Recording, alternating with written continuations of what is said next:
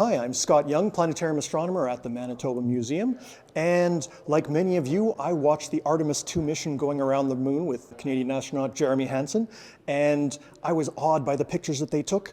But you don't have to go to space to see the moon, you can see it from right here on Earth. But when and where? Well, let's break it down. The moon moves in the sky. Each day it's in a slightly different place and has a slightly different shape. The moon takes about 29 days or so to go from one full moon to another, so that's the cycle of the moon, or a moonth, or a month, which is where our calendar term comes from. So we can break the moonth down into 4 weeks. The first week takes us from new moon, when the moon is not visible, to first quarter. During that week, the moon is visible during the daytime and also after sunset. Going from first quarter moon to full moon is week 2. And during this week, the moon is visible in the late afternoon during the day until late into the night.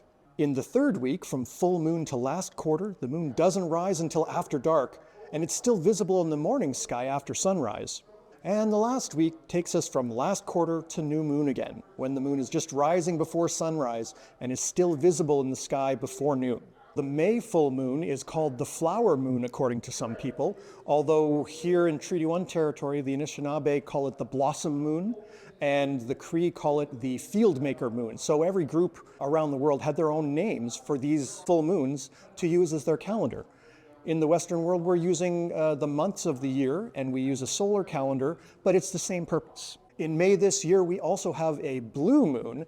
That is apparently the second full moon in a calendar month.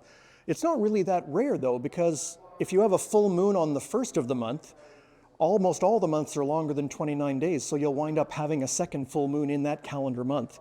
There's a lot of mystery as to where the original term blue moon came from, but I don't think this is it. What about supermoons or micromoons? Well, to be honest, those are just names that were made up on social media to talk about something that isn't really noticeable.